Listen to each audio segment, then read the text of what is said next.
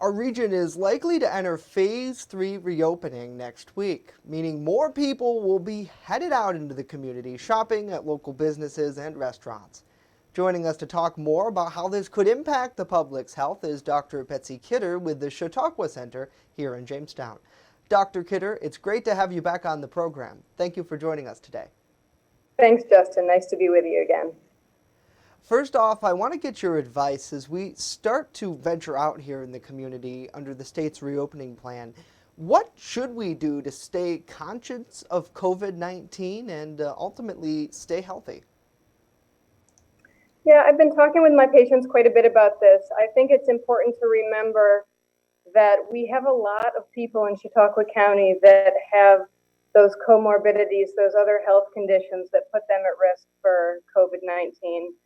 The elderly and also those with diabetes, hypertension, heart disease, kidney disease, and lung disease.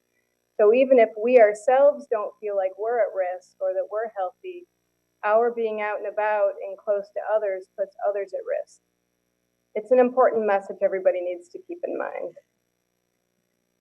And as you mentioned, all along, our medical leaders have said that those with those pre-existing conditions, and the elderly especially, should be careful because of COVID's impacts would likely be much more severe if they caught it. What do you tell your older patients, or maybe someone with like hypertension, to do since they do have to go to places like the grocery store? Yep, everyone still has to lead life, live life. People need to get out, they need to buy their groceries. I just advise them to do so carefully, always wear your mask as required, wash hands thoroughly coming out of any public space, and avoid those places that might be crowded at certain times of the day or certain times of the week. We are starting to see restaurants open up with outdoor seating, and you can drive by some of them and see how busy it looks out there on the outdoor patios. So I advise patients just to kind of be aware of the situation, and if it looks like it's a time where things are a little crowded, to wait until another time to go. Now, county health officials have said that there is somewhat of a decline in people visiting their doctor because they're afraid that they could catch COVID-19 from a medical facility. Have you seen this concern with your patients, and what do you say to someone who remains concerned about going for that checkup? Yes, we here at the Chautauqua Center and also all of my colleagues around town did initially see some hesitancy about coming in to see your doctor as coronavirus first started ramping up back in March and April. Since that time, everybody instituted telehealth, so that remains an option for patients who have a lot of different diseases and might put them at higher risk for coronavirus. However, we all are opening our offices now to inpatient or in-office visits for patients, and we're starting to see people pour back in a way because people really do need to see their doctor and get needed care in order to prevent further illness from happening. So I would say right now we're kind of back up at usual capacity and seeing quite a few patients, obviously with new office protocols in place in terms of distancing, not having people waiting in the waiting room, lots of cleaning of spaces and disinfecting between patients, all of those good things you've heard about.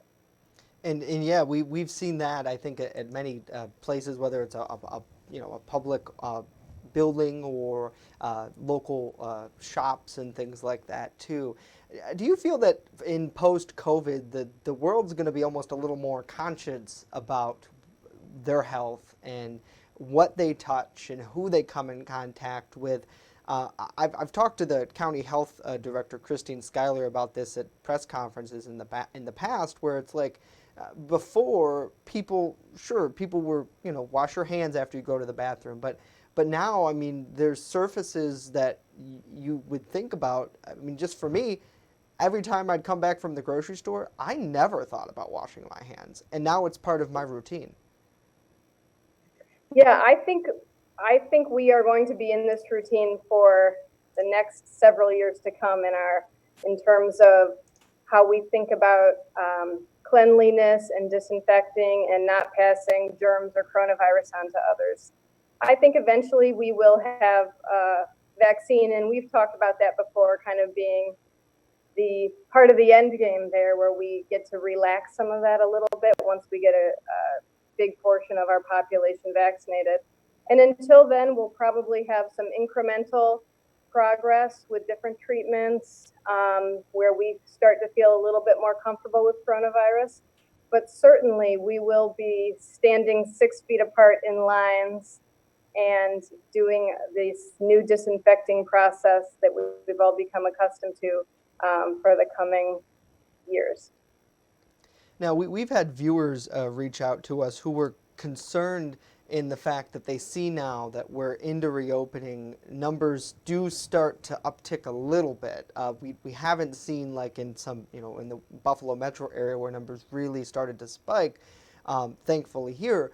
But I know a lot of health officials, and I want to get your take on it, have said that the big reason we shut down was because we didn't want to overwhelm the medical system. We didn't want to overwhelm the emergency departments. Now that we do have capacity, and it seems like people are a little more A, conscious of it, but B, health-wise, we're prepared with things like PPE and keeping patients separate.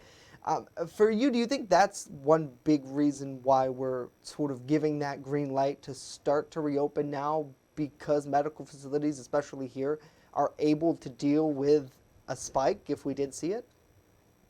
Yeah, I think that's exactly right. The shutdown time gave the health centers and the hospitals time to prepare. It gave us time to get supplies that weren't readily available at the beginning. So that has been a big part of us being able to reopen. We also, a big part of it has been able to build our contact tracing capacity, because now if we do start to see an outbreak in this area, the major way to shut it down or to prevent further illness is to do some intense contact tracing. And the shutdown period did give the county and our public health professionals here in the area time to set up a robust contact tracing system so that we can be ahead of the game. Now, last time we spoke, we discussed the importance of getting tested for COVID. If somebody did feel ill, call ahead to their doctor. I think most people have that idea, especially with telehealth now being readily available. But we're learning now 2 types of tests are out there for COVID-19. Can you explain to us specifically what the differences are between the types and who should get what? Sure. The 2 types of tests that are out right now are a viral PCR test, which is that nasal swab that goes up back into the deep passages of your nasal cavity. And that's detecting a part of the virus. That is the test we are using most often and is most helpful in just about any situation. That's the test we use for people who have symptoms. It's also the test we're using on nursing home employees who have to get tested and screened, salon workers who have to get tested and screened, and any contact tracing. The test of choice is going to be that viral PCR. The other option that's out there that people have heard about is the antibody test. That's a blood test, and that's detecting antibodies, which is a substance that your body produces when it's exposed to a certain virus. The antibodies that it's testing, unfortunately, aren't that specific for coronavirus 19 versus other coronaviruses, such as the common cold. And when you do that test in a low prevalence area like we have here in Chautauqua County, it really does not have any value. So the medical guidance we're trying to get out there to the population and our patients is, if you need to get tested, it's the viral PCR nasal swab, which is the test to get. Do not get the blood test and the antibody test. There are very few situations where that's going to give you any helpful information. Now, I know in the very beginning, COVID tests were pretty hard to come by. We've learned that it is becoming more readily available now. Is it still the case where if you are super sick and you go to your doctor and you talk to them about the symptoms, that they would get a prescription, so to speak, to get a COVID test? Or are people just able to get one because they want to? So you still need to see your doctor to get a lab order. The issue is you need a lab order in order to get tested, because there has to be some medical professional that follows up the result. if it's positive or negative, to let you know and to counsel you accordingly. I know the urgent cares are open and people can walk in there and potentially get a test if they don't have any symptoms or might be asymptomatic.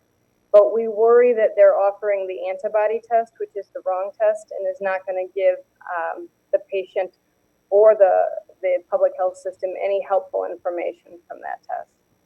Is there anything that can be done to kind of clear the air about that, or is it ultimately up to citizens and individuals to say which test that they want? So we try not to leave it up to the person to decide because they don't have the medical knowledge about which one to choose. If you go to your doctor, almost always they're going to order the viral PCR test because we're able to read the evidence and understand the testing parameters and know that that's the most helpful. We're also in the midst of helping our business colleagues and industry colleagues who are opening up and may need testing of some of their employees to understand the difference in those tests so that they're requesting or requiring the correct testing for their employees.